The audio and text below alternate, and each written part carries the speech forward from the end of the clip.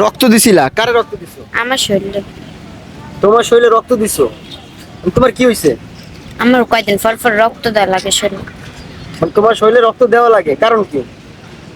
বাবু ওর সময় সমস্যা হয়েছিল, রক্ত দিতে দিতারি নাই, পরে দুর্বল হয়ে পড়ি, পরে রক্ত দিতে গেছিলাম। কয়দিন আইনি, 15 দিনের মতো আইনি। আচ্ছা, এ কারণে কি তুমি এই যে অসুস্থ থাকো, শরীর দুর্বল? মারে আবার রক্ত পরে, এই সময় মারলে না মাথা টাথা ফাটলে রক্ত বেরা না। কে মারে তোমারে? জামাই আমনের সামনেই তো মারছে।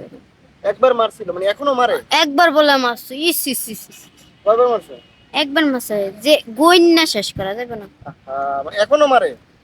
হ্যাঁ। তো মাঝখানে শুনছিলাম তোমার স্বামী তোমার মারে দিয়ে চলে গেছে, স্বামী কি আসছিল? হ্যাঁ। কতদিন আগে আসছে? মিথ্যা তো করে লাভ নাই, 1 সপ্তাহ পরে আইসি। শর্ত মানার পরে আইসা আবার মারছে? কি হয়নি, কি হয়নি, মার দিছে? খামচি দিছে। কি কারণে খামচে দিছে? মানে মারতে যায় খামচি লাগবে, ঘুষি ফেরাই দিছে। ফেরাই মারে, তোমার অপরাধটা কি?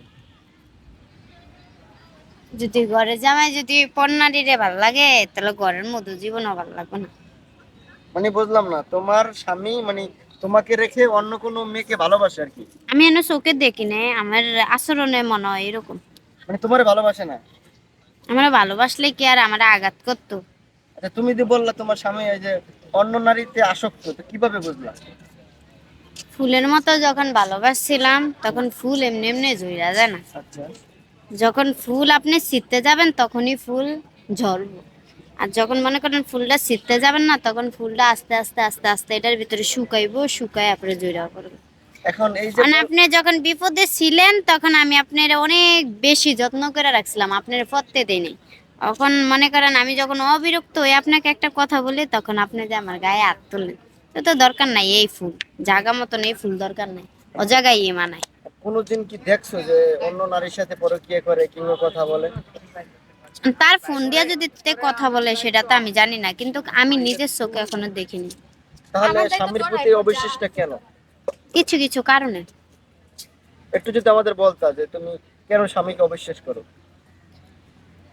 3টা কারণ: যে স্বামীকে ভিতরে থাকবো অবহেলায়, 2 হয়েছে ভালো মতন কথা বলে না, 3 হয়েছে কারণ ছাড়া মাই।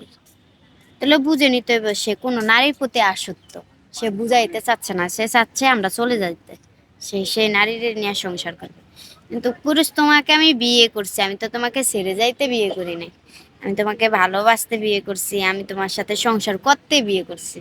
এখন তুমি যদি আমাকে মুখ ফুটটা না বলো যে তুই যাস না কা, তখন আমি চলে যাব। তুমি আমার ছাড়তাছো না, মানে সুখও দিতাছো না, আমাকে শুধু অত্যাচারই করতেছো। এই জন্য আচ্ছা, মেয়েরা সুখী কি? জামাইকে। মানে জামার কেয়ার, ভালোবাসা, হুম। সেটা তুমি থেকে বঞ্চিত হচ্ছে। হ্যাঁ। কষ্ট লাগে না? হ্যাঁ, অবশ্যই কষ্ট লাগবে তো। কষ্ট লাগলে কি আছে, সে তো আমার জন্য কষ্ট লাগে, তার জন্য আমার কষ্ট করে লাভ নেই। যে তোমাকে ভালোই বাসে না, মানে তোমার সাথে তোমার কেয়ার করে না, তাহলে তার কাছে থেকে লাভ কি?